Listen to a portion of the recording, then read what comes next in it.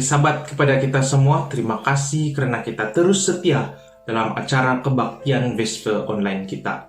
Sebelum kita mendengar pelajaran, mari saya pimpin kita semua dalam doa. Allah Bapa yang bertakhta di dalam kerajaan surga, terima kasih di atas segala berkat-berkat yang Kau sudah berikan kepada kami, sehingga kami sihat dan dapat terus setia berbakti kepadamu dalam acara Vesper online ini.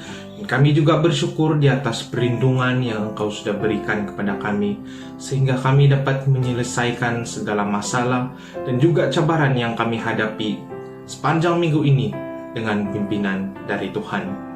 Pada saat ini kami berdoa agar Tuhan akan terus bersama-sama dengan kami pada Sabat ini, agar malaikat Tuhan akan berada di samping kami, agar segala kejahatan syaitan dapat dijauhkan dari kami yang mengganggu kami daripada terus setia berbakti kepada Tuhan pada Sabat ini. Dan juga Roh Kudus Tuhan akan ada di dalam hati kami, agar setiap firman yang kami dengar dapat kami fahami sesuai dengan kehendak Tuhan.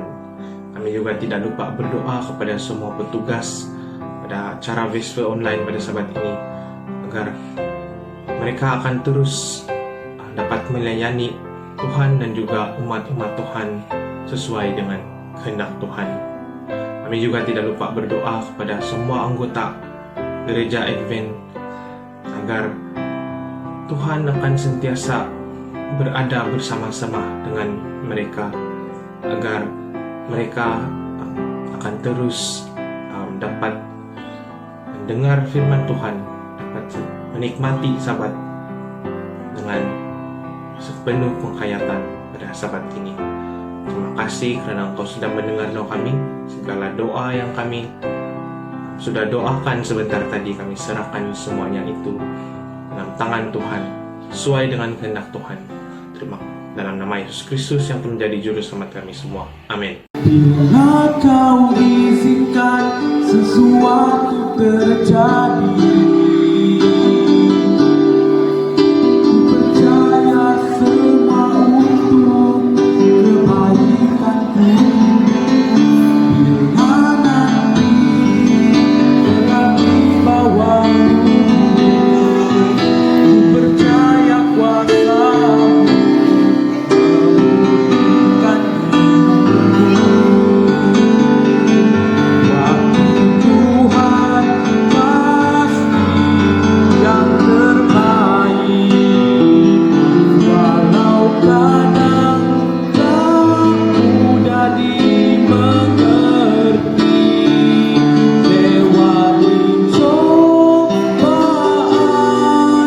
ku tetap percaya waktu Tuhan pasti yang terbaik.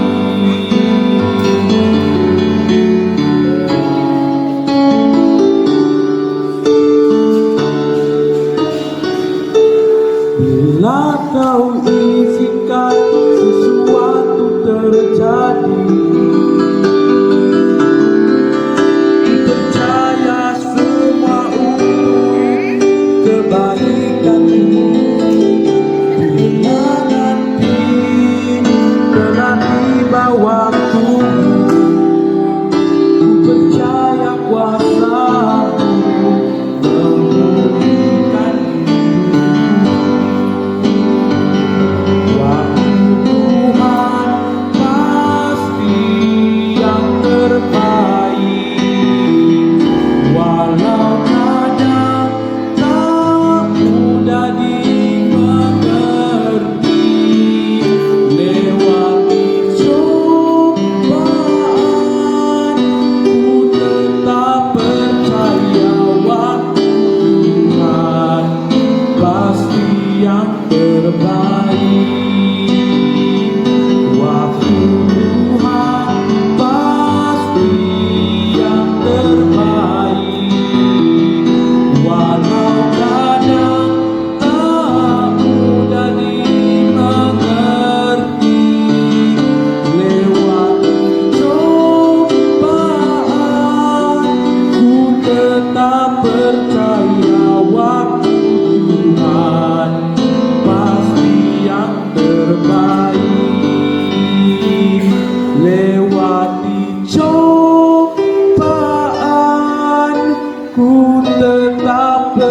percaya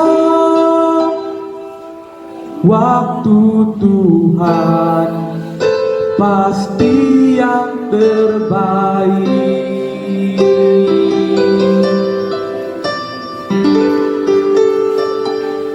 Thank you. Selamat Hari Sabat kepada saudara-saudari yang dikasihi dalam Kristus. Dalam program pembukaan Sabat hari ini, kita akan mempelajari satu kata dalam bahasa Inggris, yaitu mediocre dan mediocrity. Mediocre atau mediocrity artinya sedang-sedang, biasa-biasa saja, quality kelas kedua ataupun tidak menonjol. Dalam penggunaan masyarakat, mediocre itu dapat disimpulkan sebagai hidup sederhana atau nilai batas tidak kaya atau tidak juga miskin, cukup-cukup makan saja. Menurut statistik, dalam satu populasi yang normal, maka distribusi manusia yang memiliki karakter tertentu mengikut curve normal yang bentuknya seperti lonceng, bell curve.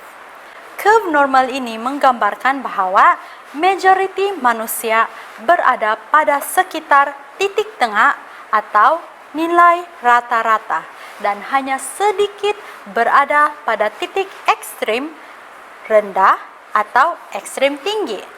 Saya penuh percaya Tuhan mengkehendaki kita, umat-umatnya, untuk hidup di atas tingkat yang lebih tinggi daripada kedudukan yang sedang-sedang. Dia mahu kita pada peringkat first class honor. Mari kita baca firman Tuhan yang tertulis dalam Matius 5 ayat 48. Karena itu, haruslah kamu sempurna, sama seperti Bapamu yang di sorga adalah sempurna.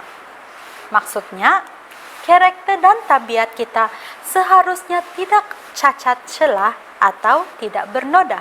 Yesus sendiri berkata bahwa sasaran yang Tuhan tetapkan bagi kita untuk dicapai bukanlah nilai tengah-tengah atau rata-rata, melainkan nilai sempurna. Persoalannya, bagaimana caranya keluar dari zona mediocrity?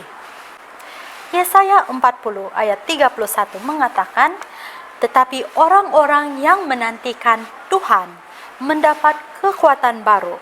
Mereka seumpama Raja Wali yang naik terbang dengan kekuatan sayapnya. Mereka berlari dan tidak lesu. Mereka berjalan dan tidak menjadi lelah. Ayat ini mengisyaratkan bahwa tanpa Tuhan kita tidak berdaya. Tetapi bersama Tuhan kita akan selalu mendapat kekuatan baru, bebas dari himpitan 5L, yaitu letih, lesu, lelah, lemah, dan loyo. Pada saat ini, dalam perlombaan kerohanian ini, kita akan gunakan burung helang sebagai simbol manusia yang hidup di atas tingkat yang biasa-biasa atau mediocre sahaja. Untuk hidup sukses di dunia ini, sama ada dalam kerohanian maupun kehidupan sosial, kita perlukan semangat burung helang. Dengan semangat burung helang, seorang manusia biasa menjadi manusia luar biasa. Di dunia ini ada beberapa orang yang biasa-biasa tetapi menghasilkan tindakan atau pencapaian yang hebat. Pertama sekali, Nabi Elia. Dalam Yakobus 5 ayat 17 menguraikan, Elia adalah seorang manusia biasa, sama seperti kita, dan ia telah bersungguh-sungguh berdoa supaya hujan jangan turun, dan hujan pun tidak turun di bumi selama 3 tahun 6 bulan. Lalu, ia berdoa pula, dan langit menurunkan hujan, dan bumi pun mengeluarkan buahnya. Alkitab menyatakan, Elia adalah manusia biasa seperti kita. Artinya, jika Elia mampu, sudah pastinya kita juga mampu melakukannya. Pertanyaannya ialah, bagaimanakah Elia dapat melakukan hal itu? Alkitab menjawab dengan doa. Saudara-saudari sekalian, kita manusia adalah makhluk yang terbatas. Keterbatasan kita membuat ada perkara yang mungkin dicapai dan ada perkara yang mustahil untuk dicapai. Tetapi di lain pihak, Tuhan yang Maha Kuasa dan tidak terbatas. Kemahakuasaan Tuhan itu membuat tidak ada yang mustahil baginya. Doa merupakan kuasa di tangan manusia untuk mendapat bagian dalam kemahakuasaan Tuhan, sehingga dapat mengubah yang mustahil menjadi mungkin untuk dicapai. Dengan doa, saudara-saudara akan dapat mengatasi segala permasalahan dan cabaran hidup. Itu sebabnya banyak berdoa, banyak kuasa. Sedikit berdoa, sedikit kuasa. Tiada berdoa, maka tiada kuasa. Elia adalah contoh seorang yang hidup di atas tingkat melebihi mediocrity. Doa bukan hanya membuat kuasa Allah turun ke dunia, melainkan mengangkat Elia ke surga. Saat ini, Elia berada di surga sebagai perwakilan manusia biasa yang hidup di atas tingkat mediocrity. Contoh kedua ialah Yusuf, seorang pemuda yang standard moral dan pengendalian dirinya di atas tingkat ala kadar atau average. Yusuf adalah seorang pemuda yang mempunyai kesempatan keemasan untuk menikmati keseronokan atau nikmat dunia. Ibarat makanan sudah dihidang di atas piring, tinggal makan lagi. Begitulah tawaran istri Potifar kepada Yusuf. Sekiranya tawaran seperti ini dihadapkan kepada manusia yang rata-rata, saya tidak tahu apa yang terjadi. Tetapi Yusuf bertindak dengan standar moral yang sempurna atau tinggi dan berkata tegas kepada muda-mudi zaman sekarang, "Bagaimanakah mungkin aku melakukan kejahatan yang besar ini dan berbuat dosa terhadap Tuhan?" Kejadian 39 ayat 9. Pengendalian diri yang tinggi dan sempurna membuat Yusuf diangkat menjawat jawatan tinggi di negara Mesir.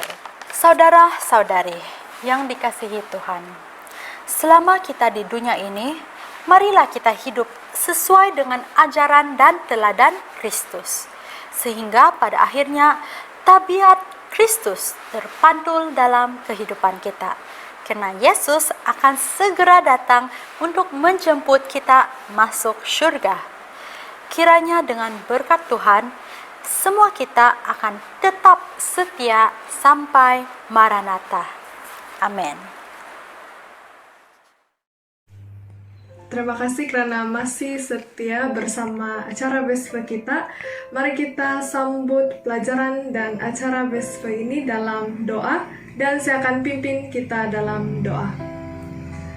Allah Bapa yang bertakhta di dalam kerajaan surga, Tuhan, kami begitu berterima kasih sebab Tuhan telah memberi kami kesempatan dan Tuhan telah campur tangan dalam acara Vespa sehingga kami dapat mendengarnya dengan baik. Ya Bapa, kami juga bersyukur atas firman yang telah kami pelajari daripada pelajaran pendek dan juga daripada lagu-lagu pujian yang telah mengangkat hati kami. Ya Tuhan, kami mohon agar firman yang telah kami belajar tadi dapat mengubah dan mengangkat hati kami. Ya Tuhan, setelah selesai acara Vespa ini, kami mohon agar kami diperbaharui dari segi hati dan hidup kami. Terima kasih Tuhan, karena telah mendengar doa kami. Dalam nama Yesus kami berdoa. Amin.